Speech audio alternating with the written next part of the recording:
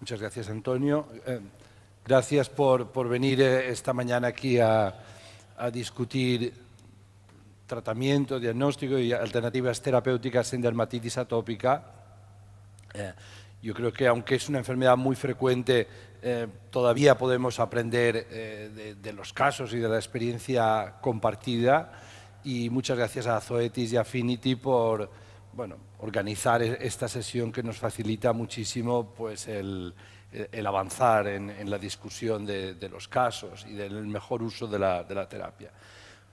Viendo la gente que hay aquí en la sala, creo que no hace falta que os dé mucho detalle de cómo diagnosticar la dermatitis atópica y, por tanto, iré rápido en la primera parte porque creo que es bien conocido el protocolo de diagnóstico y yo creo que sería más interesante que dejáramos más tiempo para luego hacer preguntas, si os parece, ¿no? Hemos empezado comentando que la dermatitis atópica es un problema muy común, muy frecuente, de elevada prevalencia, por muchos motivos. Creo que Sandra en el congreso de AMBAC hablará un poco de esta mayor prevalencia, al menos de la dermatitis atópica en el perro y en los niños que hemos observado últimamente y las causas.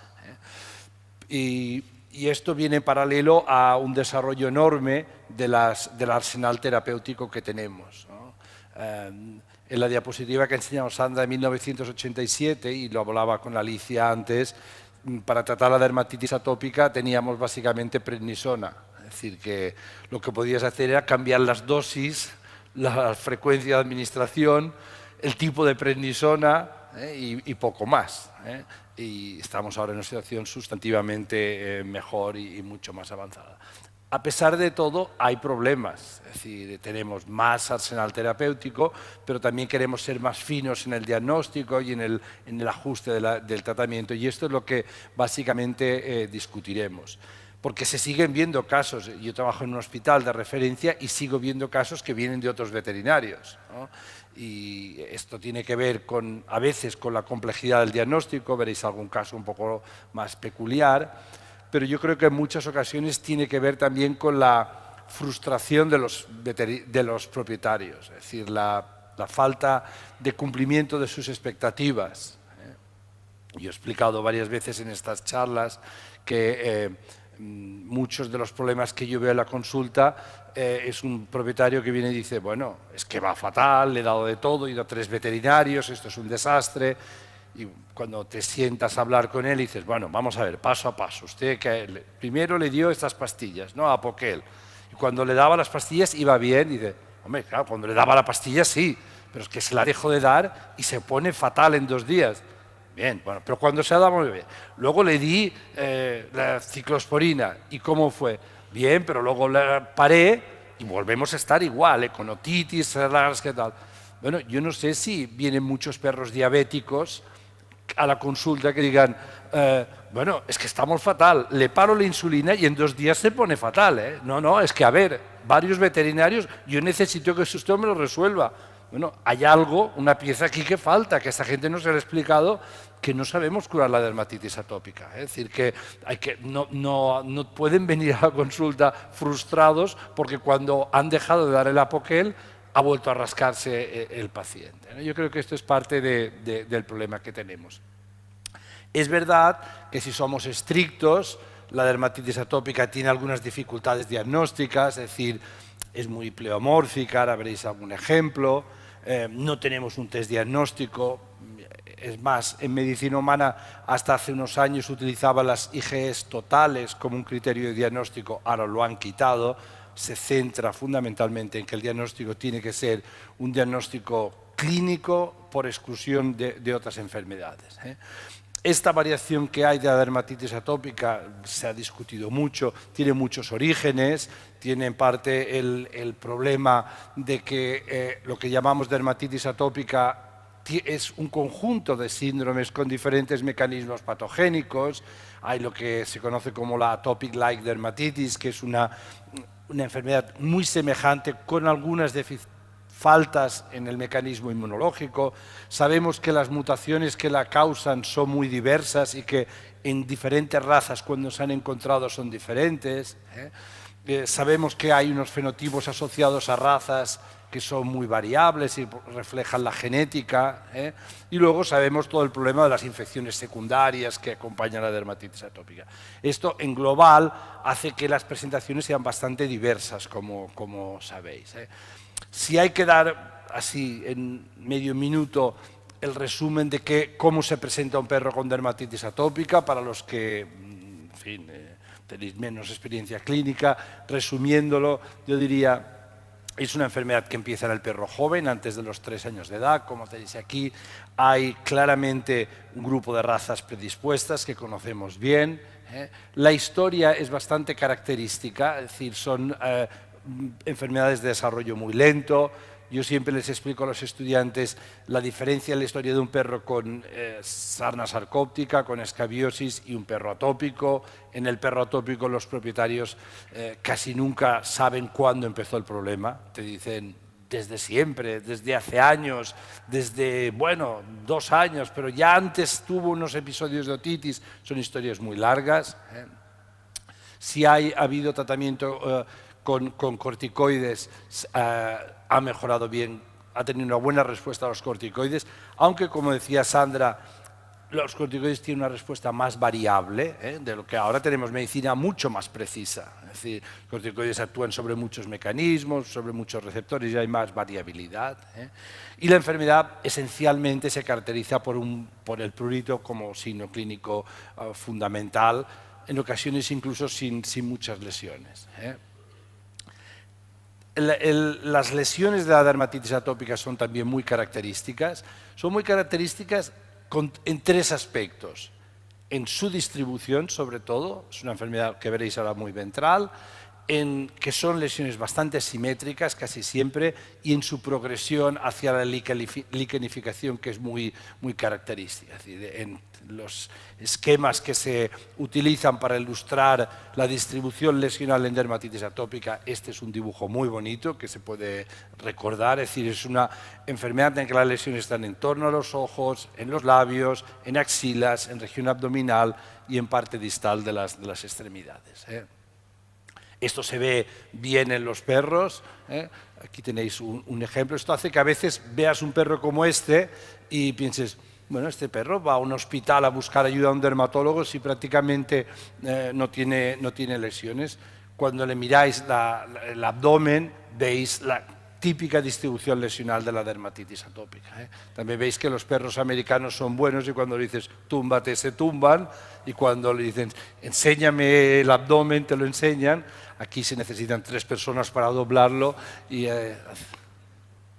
aquí veis más claramente todas las lesiones de las características, las lesiones axilares, toda la lesión en la zona abdominal e inguinal muy características. Cuando el proceso avanza, sabéis que las lesiones se cronifican, y esto se ve muy bien en este terrier, y sigue la misma distribución, pero las lesiones avanzan, se cronifican y tienden a la liquenificación, como veis aquí, de forma muy característica. Y hay muy frecuentemente también lesiones en la parte distal de las extremidades, que puede ser dorsal, interdigital, etc. Y esto se complica con lesiones, infecciones o cuadros asociados que conocéis bien, de otitis externa, conjuntivitis folicular, dermatitis biotraumática, etc. Yo creo que esto más o menos lo conocéis. Es verdad que hay formas más o menos atípicas, es decir, que esto es el modelo general, pero es verdad que hay formas atípicas. Yo cuando vi este perro, pues lo recuerdo bastante bien, estaba convencido que tenía sarna sarcóptica por la distribución de las lesiones. Hay mucha lesión dorsal que veis aquí.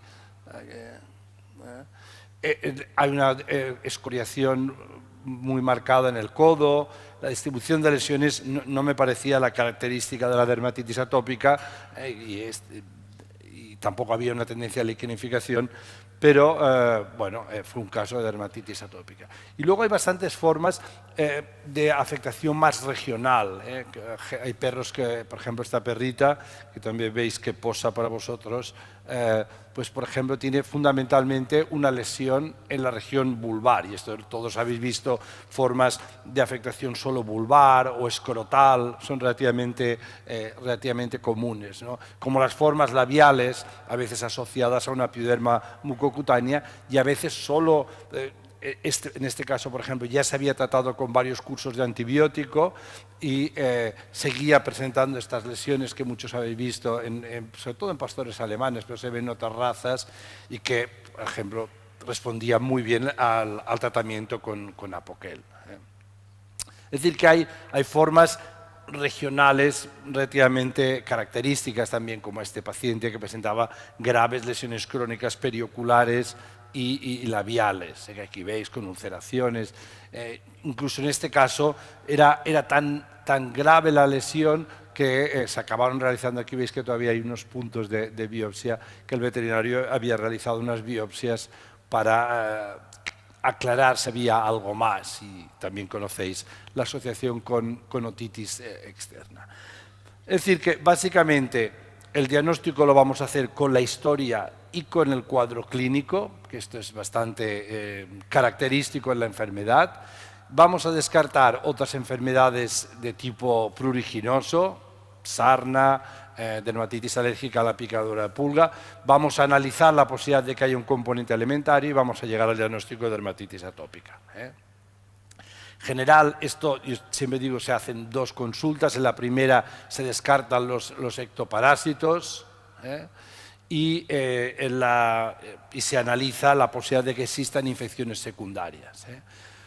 También en esta primera consulta hay que pensar un poco de lo que está pasando. Yo os traigo aquí un ejemplo de un caso clínico que requería en esta primera vez que sale el perro una cierta reflexión. Es un Golden Retriever de 6 años de edad que se diagnostica con dermatitis atópica por un veterinario, hacen un test de alergia que da un resultado muy positivo a los ácaros y se inicia inmunoterapia, a la vez que, como tenía muchísimo prurito creciente, inicia un tratamiento con Apoquel.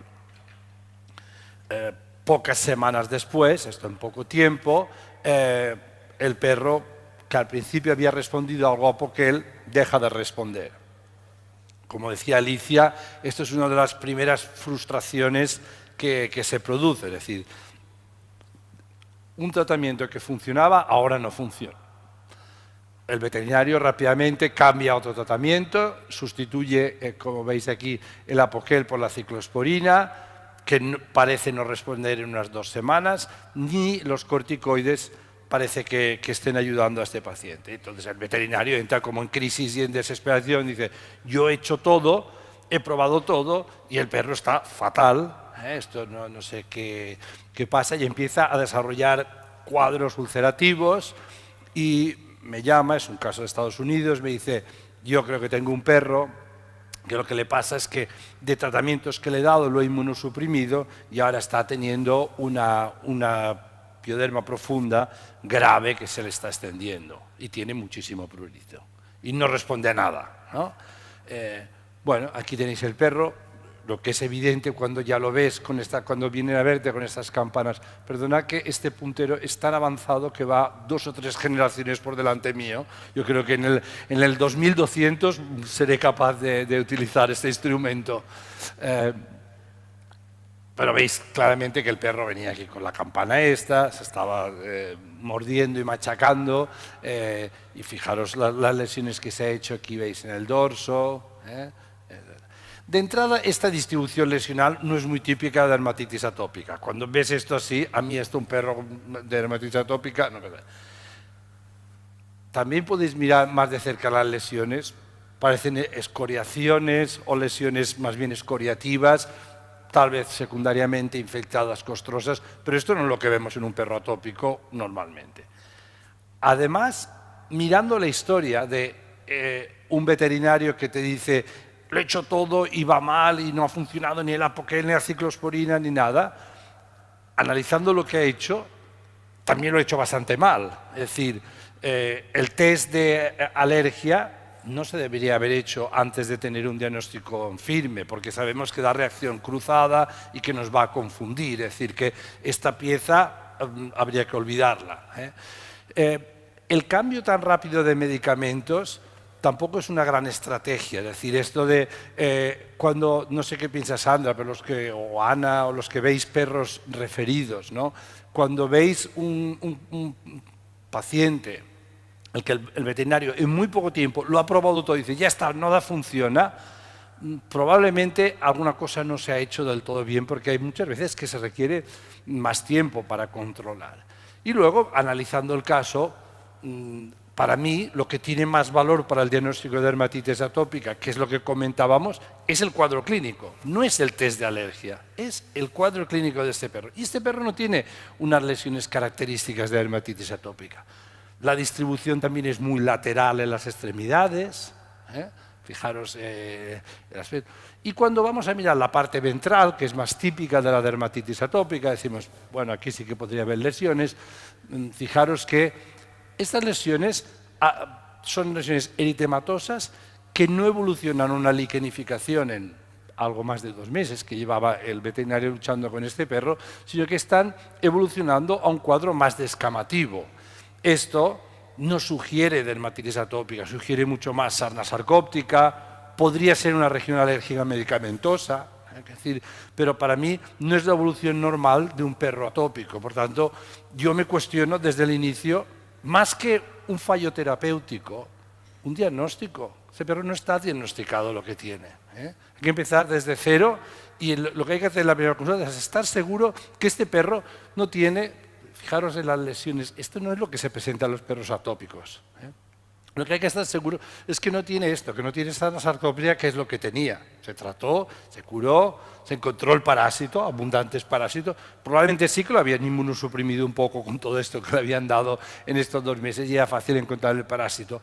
Pero es decir que antes de proceder a los tratamientos y al cambio frecuente, hay que pensar en el diagnóstico, ¿no? También en la primera visita es importante valorar la presencia de infecciones secundarias. Esto es un punto que nos va a ser muy útil a la hora de decidir todo el tratamiento del paciente, ¿no? Acabada esta primera visita, normalmente se habla con el propietario sobre la conveniencia de hacer una prueba dietética.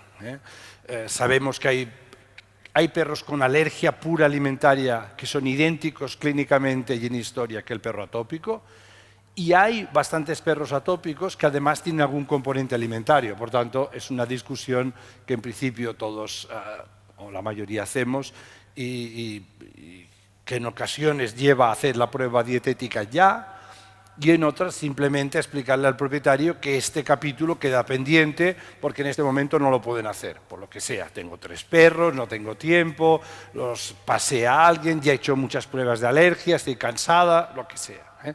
Pero yo siempre lo comento. Si el problema para hacer la prueba dietética es que el perro tiene mucho prurito y no se imaginan estar 8 o 10 semanas solo comiendo un alimento preparado de proteínas hidrolizadas o de proteína diferente, esto es un buen punto a considerar por parte nuestra.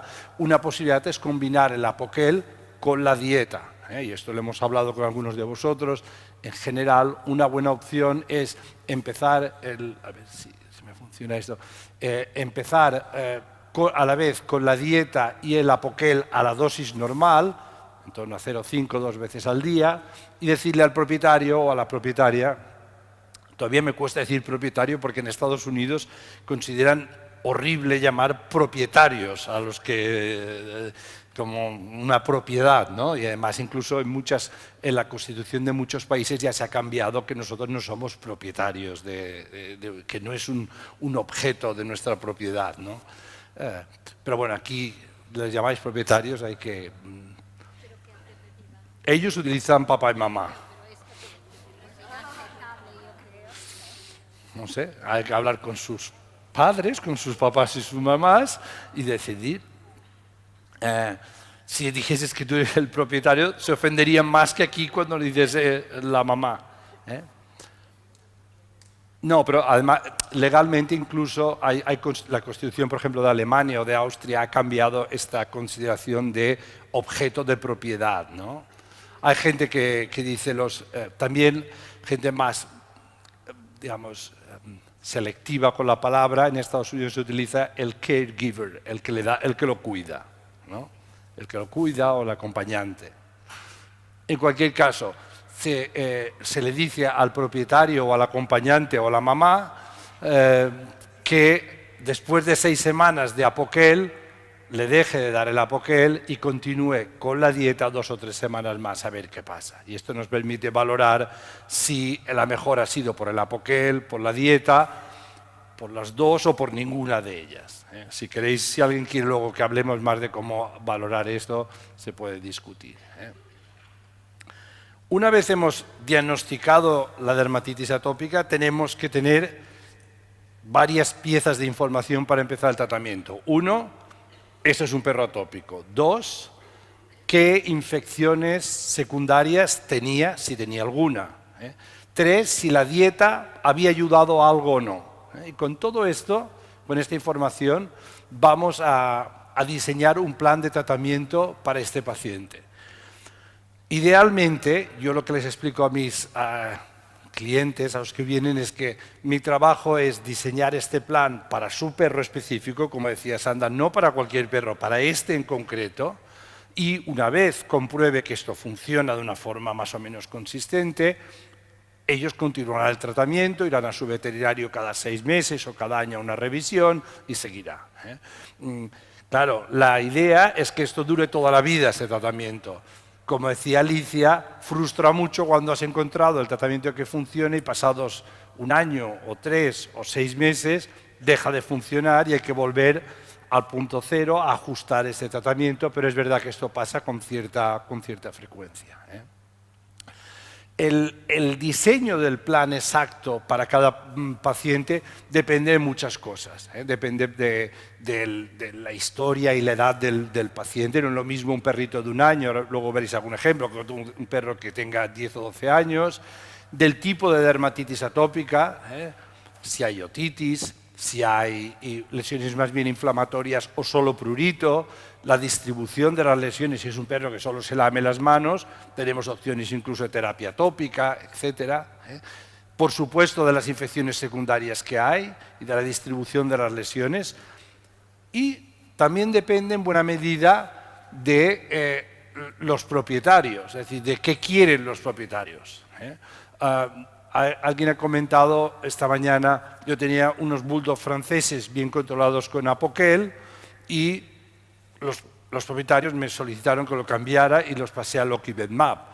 En principio, desde el punto de vista médico, es una mala decisión. Es decir, otra cosa es que digas, no, es que el propietario, o el papá y la mamá me insistieron en hacer esto. Vale, pero se hace por este motivo, no porque médicamente sea una gran idea. Hace más tiempo que conocemos el apoquel, estaba funcionando, no tenemos ninguna garantía de que el nuevo fármaco vaya a funcionar. Es decir, el cambio no es en principio una estrategia que haya que aplicar, a no ser que tengamos un motivo para hacerlo. Y por tanto, nosotros tenemos que buscar esta combinación también contando con los propietarios. A la vez, hay que explicarles que este tratamiento es un tratamiento de momento de por vida. No sabemos un tratamiento que cure la dermatitis atópica. Lo que más se aproxima es la inmunoterapia alergeno-específica, la ITAE, que revierte en buena parte la respuesta inmunitaria y tal vez corrija algunas partes de la dermatitis atópica, pero no sabemos ni siquiera si todas, si corrige algunos defectos esenciales de la barrera, etc. Y hay que insistir también en esta primera fase, cuando se diseña todo, en que lo que es el cumplimiento, la compliance, es fundamental. Es decir, el que haga lo que se dice o no va a ser fundamental para que el tratamiento funcione. Muchas veces lo que no sirve es cambiar de tratamiento si los propietarios no están dispuestos a hacer más cosas. Yo cuando, sobre todo aquí en España, que pueden bañarlo más y hacer más terapia tópica, Se quejan a veces del coste de los tratamientos. Oh, pero estas pastillas, esta inyección vale tanto. Digo, báñelo más, cuídelo más. De los antiparasitarios utilizaremos menos de los otros. Usted no utiliza nada, viene aquí con un brote, con un perro con infección de arriba abajo, con tal. Entonces hay que utilizar todos los antibióticos, etc. Pero si se utiliza adecuadamente el baño, la dieta, tal, a la larga se utilizan menos terapias de ataque del brote agudo. Sandra lo ha comentado antes, es decir, la terapia en dermatitis atópica por definición es una terapia que se llama multimodal, es decir, esto quiere decir que vamos a atacar a la vez múltiples dianas terapéuticas, no voy a citarlas todas porque sería muy largo, pero algunas se centran en la reacción inflamatoria, otras en la reacción alérgica, por ejemplo, la inmunoterapia alérgeno específica, otros en la respuesta inmunitaria específicamente, ahora tenemos muy buenas para el prurito, otras reparan la barrera epidérmica, es decir, vamos a elegir diferentes dianas que vamos a atacar, normalmente varias en cada paciente, y vamos además a atacar por diferentes vías, vía tópica, vía oral y vía parenteral en ocasiones, y también vamos a utilizar diferentes tipos de mecanismos de soporte, como la dieta, los baños, la prevención de ectoparásitos. Es decir, que vamos a hacer todas estas actuaciones para controlar la dermatitis atópica si queremos tener posibilidades de éxito. Todo esto está bien recogido, organizado y descrito en unas guidelines que están publicadas en 2015, que están online, que yo os recomiendo que os bajéis y leáis con calma, porque contestan a muchas de las preguntas que se hacían aquí. Es decir, un grupo de expertos se ha reunido, ha valorado todos los tratamientos y los ordena de una forma más o menos clara. Divide el tratamiento en dos fases, la fase aguda y la fase crónica, y dice qué hay que hacer en estas dos etapas, ¿no? Por ejemplo, en la fase que se considera el brote agudo, la fase inicial, que es normalmente cuando ves al paciente en la consulta, lo primero es controlar las infecciones si las hay, con baños, con antibióticos para, en el caso de que haya un pioderma, una pioderma, y si hay infección por malacesia, antifúngicos. Y en esta primera fase, hacer el tratamiento del prurito. Como ha dicho Sandra, esto es una cosa que ha cambiado. Antes no lo hacíamos en la fase aguda, sencillamente bañábamos, controlábamos las infecciones, descartábamos ectoparásitos y nos pensábamos cómo manejar el paciente. Ahora se ha visto que es mucho mejor abordar el prurito desde el inicio, porque nos va a ayudar a una mejor evolución de estos pacientes. De hecho, este cambio de estrategia, de dejar el prurito que hacíamos antes y esperar hasta identificar la causa primaria y luego tratarla para esperar que se controle, al actual, que es decir, empezamos tratando el prurito para controlarlo lo antes posible y esto nos rompe el círculo vicioso que os explicaba Sandra y ayuda al control de los signos clínicos, este cambio se ha producido por varios motivos. Uno más fisiopatológico o filosófico, es decir, el prurito tiene un efecto devastador sobre la calidad de vida de los pacientes y no parece aceptable que estemos semanas sin darle tratamiento. Por esto os decía, incluso cuando hacemos una dieta, si tiene mucho prurito es recomendable tratarlos. Por tanto, se concibe más el prurito con semejanza al dolor y nadie deja que entre un perro en su clínica con dolor intenso, agudo y persistente y se le diga vamos a estar semanas investigando la causa del dolor, haremos unas consultas con un traumatólogo, luego haremos unas radiografías y si algún día lo sabemos, haces todo esto pero le das un analgésico porque no quieres que salga de tu consulta un perro con dolor. Entonces, este es un aspecto. El otro es que antes no teníamos buenos fármacos para controlar el prurito, como ha dicho Sandra, es decir, nos inventábamos protocolos que eran posibles con lo que teníamos, pero ahora sí que tenemos fármacos que paran solo el prurito y por tanto lo podemos hacer sin problema. Y lo que pretendemos ella lo ha explicado muy bien, es romper lo antes posible el círculo vicioso que se presenta en la dermatitis atópica. ¿Vale? ¿Cómo lo podéis parar el prurito? En general tenéis 3 opciones ahora, los corticoides, orales o tópicos, que sabéis las ventajas e inconvenientes que tienen. Tenéis el oclacitinib, que es el Apoquel, y tenéis el anticuerpo monoclonal que os ha presentado Antonio hace un momento. Estas son las 3 opciones para el control de la dermatitis, del brote agudo de dermatitis atópica y en especial del prurito. Cada una tiene ventajas e inconvenientes. Yo os he apuntado aquí un poco mi visión subjetiva de estas opciones, ¿no? Los corticoides tienen algunas ventajas, es decir, son fáciles, llevamos mucho tiempo utilizándolos y son fáciles de administrar. En principio, si se trabaja bien, se puede pasar algunos de ellos muy rápidamente a una administración cada 2 o 3 días y son a dosis bajas bastante efectivos. Todos los habéis utilizado y algunos se pueden utilizar incluso de forma tópica. Ahora, como veis aquí, tienen una lista larga de problemas o de inconvenientes. Es decir, los efectos adversos son muy graves y muy frecuentes, sobre todo si los continuáis utilizando. Están contraindicados en muchos pacientes, más pacientes de los que parece. Es decir, yo frecuentemente veo pacientes que se han tratado con corticoides a dosis bajas y tienen un soplo cardíaco. Cuando los auscultas dices, este perro tiene algún problema, tiene problemas de corazón, ha tenido antecedentes de problemas gastrointestinales, ha tenido recientemente cistitis. En principio, estos son contraindicaciones para el uso de corticoides. Es decir, antes de administrar corticoides a un paciente, hay que estar seguro que no tiene una insuficiencia cardíaca, porque sabemos que los van a desequilibrar. Si eliges corticoides tienes más interferencia con todo lo que es el diagnóstico de pruebas de alergia y por tanto es una decisión que te va a condicionar otras.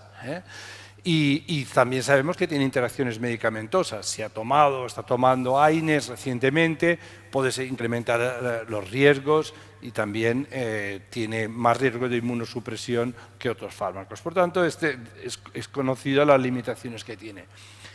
El oclacitinib, evidentemente, fue un avance notabilísimo en el control del prurito rápido. Y aquí veis las ventajas, es muy rápido en el control del prurito, es fácil de administrar, no nos interfiere con los test de alergia, tiene muy pocos efectos adversos, luego si queréis los comentamos, pero son mínimos, es decir, algunos pacientes aumentan de peso, tienen efectos adversos gastrointestinales, pero muy pocos, y no tiene interacciones medicamentosas significativas. Por tanto, es un fármaco efectivo y de poca complejidad de uso, ¿no? Tiene algunas limitaciones, que por ejemplo la edad, que no se puede administrar a perros de menos de 1 año, esto nos limita un poco su uso. Es verdad lo que se ha comentado antes, que requiere, sobre todo cuando pasáis a la administración de la dosis una vez al día, requiere un ajuste, es decir, es muy fácil de hacer este ajuste, pero hay que hacerlo con la mayoría de pacientes, es decir, hay que ver cuál es la dosis y la frecuencia de administración que mantiene al perro bajo control.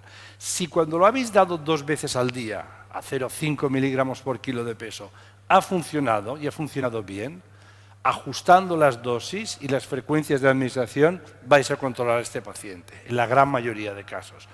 A lo mejor tenéis que moveros un poco en la dosis total diaria, de 0,4 o 0,5 pasar a 0,6 o a 0,65 y muy probablemente tendréis que dividir la dosis. Hay muchos perros que necesitan el Apoquel 2 veces al día porque la duración no es de 24 horas. Pero si se hace este ajuste, se va a conseguir el control de este paciente. Esto, en principio, en un par de consultas de visitas se suele ajustar, ¿no?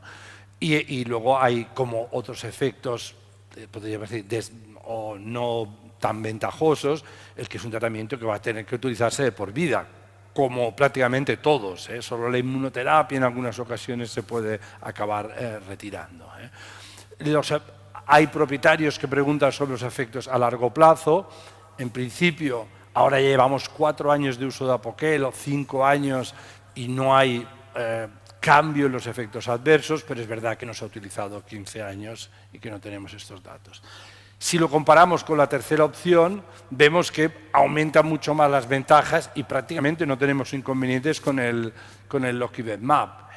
Es igual de rápido, no tiene contraindicaciones, lo podemos dar a perros jóvenes, viejos, enfermos, cancerosos, no tiene interacciones medicamentosas y tiene una gran ventaja de compliance porque sabemos la dosis que le estás dando, mientras que con los otros medicamentos a veces los propietarios tienden a decir sí, se lo di, lo bañaba y no sabes muy bien el nivel de seguimiento que tienes.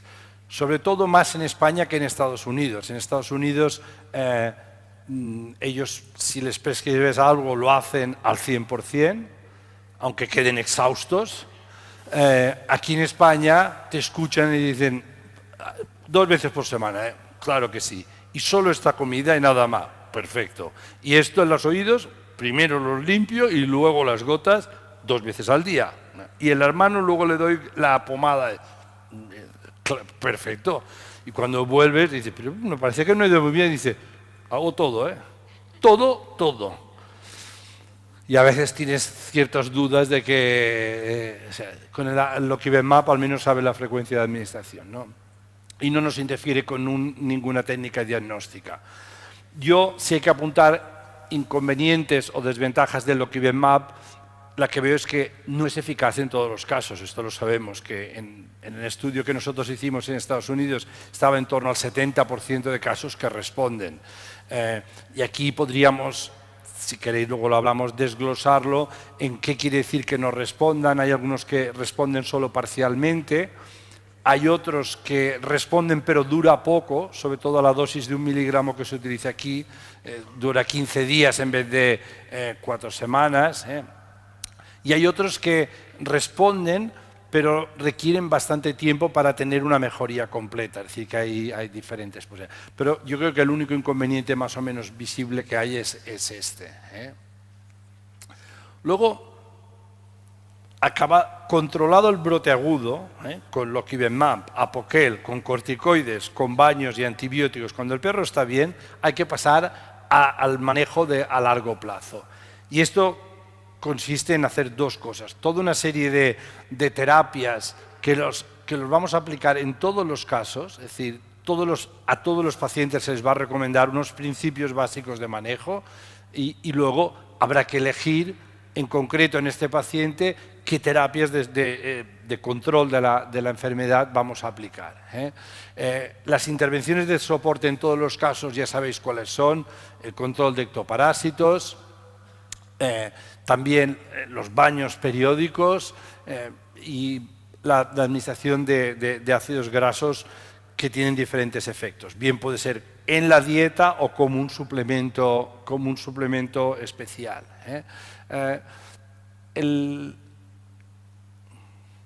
En el caso del suplemento dietético, si leéis las recomendaciones, hay mucho escrito porque se ha probado muchísimas cosas.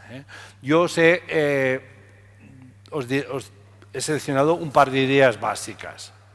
Una idea es: hay que prestarle atención al tratamiento dietético de los perros atópicos. Es decir, esto hay que escribírselo en las recomendaciones, hay que hacer una prescripción, hay que hablar con los propietarios y ver qué vamos a hacer. No es un tema que se pueda olvidar. Y hablo de perros que en principio no son perros con alergia alimentaria. En esta recomendación yo creo que hay 2 puntos que son más o menos clave y que se han probado que tienen una cierta importancia. Uno es: tienen que tener un aporte elevado de ácidos grasos, tanto de omega 6 como de omega 3. El omega 6 es el que más tiene un efecto más reparador de la barrera epidérmica, el omega 3 tiene un cierto efecto antiinflamatorio. Y estos ácidos grasos se pueden administrar de 2 formas: en la dieta o como un suplemento. Claramente es mejor que estos vengan ya en la dieta, es decir, que es mucho mejor recomendar un alimento preparado que contiene elevadas cantidades de ácidos grasos que no darle cantidades adicionales. En principio porque la cantidad total que tienen que tomar es muy alta y esto obligaría a dar muchas cápsulas en gran cantidad que tienen todas baja concentración de omega 6 o de omega 3. porque se producen a partir de productos naturales, no tenemos el DHA o los diferentes, o el linoleico puro, sino que se utiliza a partir de fuentes naturales y hay que darle bastante cantidad para conseguir niveles suficientes. Y la segunda recomendación es, por tanto, yo en general les intento dar una dieta para perro atópico, que hay en el mercado. Tenéis una de los patrocinadores del evento, tiene una que se llama Atopic Care. Y hay otras opciones en el mercado y por tanto no tiene que haber problema de encontrar tratamiento especial. Alto nivel de ácidos grasos esenciales y segundo, en principio, limitar la exposición a proteínas de origen animal lo máximo posible. Es decir, sabemos que si estos perros comen salchicha de Frankfurt, pollo a la plancha, pizza los sábados y mezclas de comida, es más probable que acaben teniendo algún componente de... Por tanto, se recomienda dietas de la máxima restricción proteica. En un estudio que se ha publicado recientemente, indican que más o menos 1 de cada 3 perros atópicos, además del cuadro atópico típico, tiene algún componente de alergia a los alimentos. Por tanto, no es un tema que se pueda ignorar. Aparte de estas terapias de soporte, a cada paciente hay que elegirle cuál es su mejor opción. Después de la pausa veremos con Sandra ejemplos de por qué en uno decides el oclacitinib, el otro el oquivemab, o la ciclosporina o la inmunoterapia, ¿no? Incluso si son formas muy localizadas, si decides tratarlo solo con tacrolimus o con hidrocortisona tópica, en qué fundamentas estas decisiones.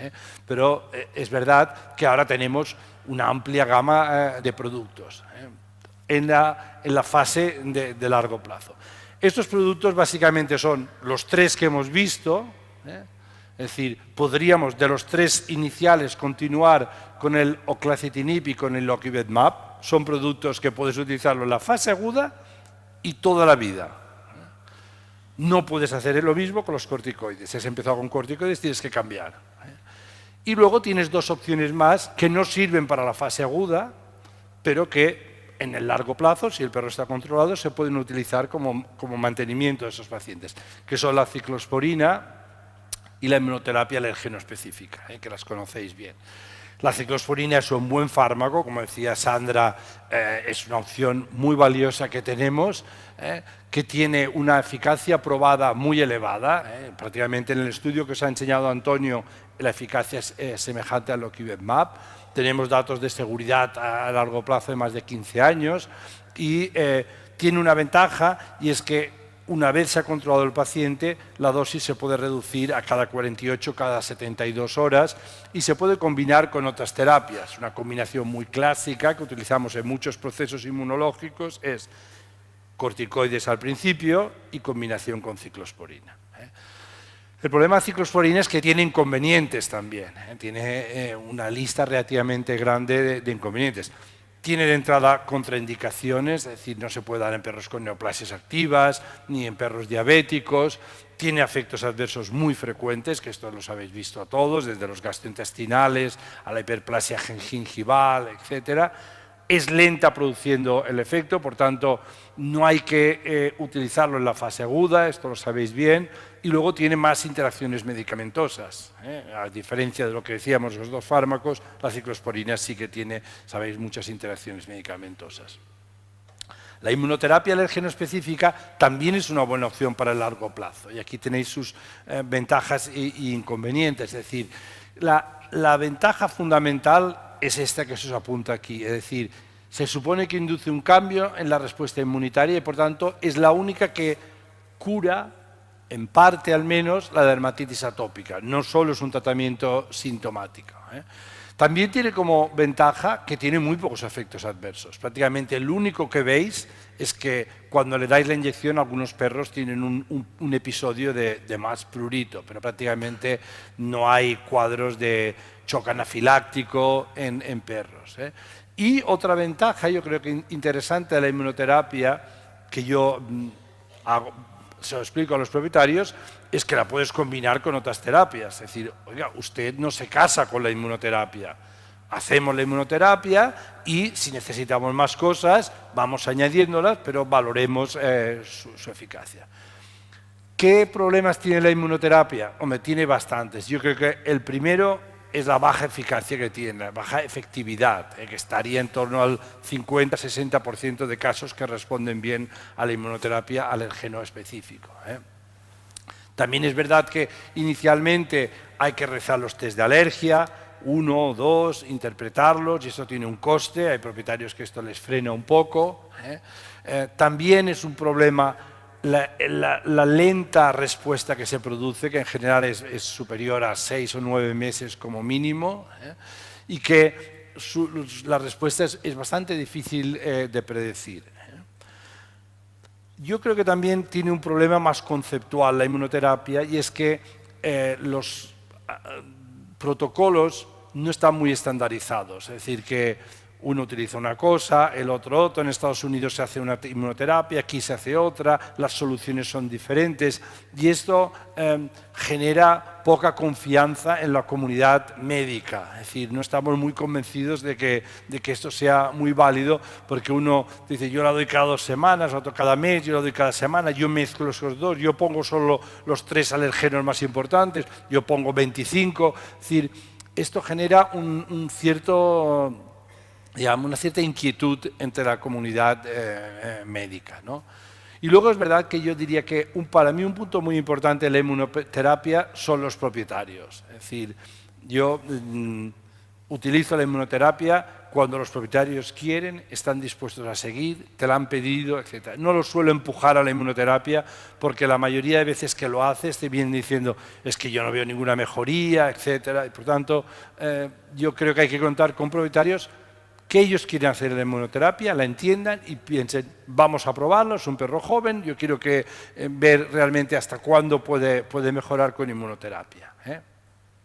Y acabo con esta diapositiva. Por tanto, si hay que resumir, todo lo que tenemos que hacer es, primero, diagnosticar bien clínicamente, basado en la historia, en el examen físico, en descartar otras enfermedades, la dermatitis atópica. Luego, construir un buen plan que tendrá 2 etapas. Una, el control del brote agudo. Hasta que el perro no esté bien, no hace falta empezar a considerar la fase de largo plazo.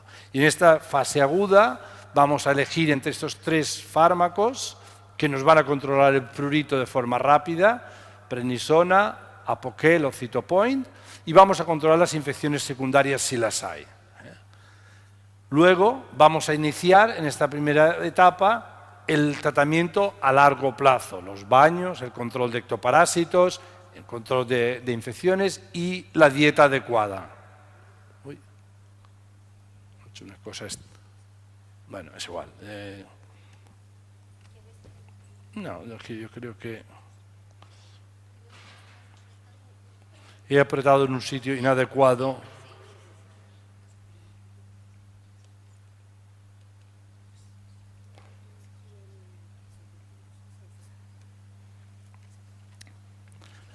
Y luego vamos a pasar de esta fase inicial a la fase a largo plazo. El control a largo plazo que va a suponer o continuar con estos medicamentos, con estos 2, o clocitinib y Cytopoint que podemos utilizar, o cambiar si queremos a ciclosporina e inmunoterapia alérgeno específica. Este es el diseño de lo que vamos a hacer. Evidentemente esto no tenemos garantías que nos vaya a durar para siempre. Va a durar lo que va a durar. Puede que haya un brote, puede que el año que viene cambie y iremos ajustando el tratamiento a las necesidades de cada paciente.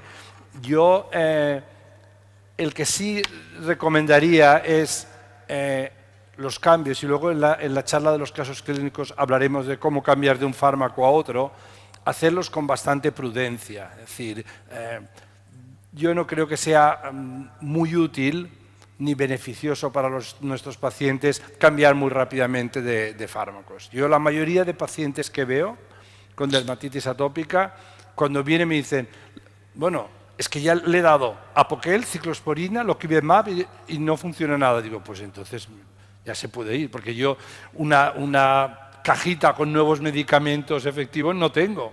Tenemos esto. Entonces, vamos a revisar exactamente lo que hemos hecho. Es decir, no tenemos 400 fármacos, tenemos 4 y a mí me parece esto la bomba, lo bien que estamos. Pero antes de cambiar de uno a otro hay que estar seguro de que no sirve al 0%, en nada, y que el siguiente paso es absolutamente necesario. Porque si no, rápidamente consumimos nuestro arsenal terapéutico y la paciencia de los propietarios. Y paro aquí y abrimos un turno de palabras, ¿no?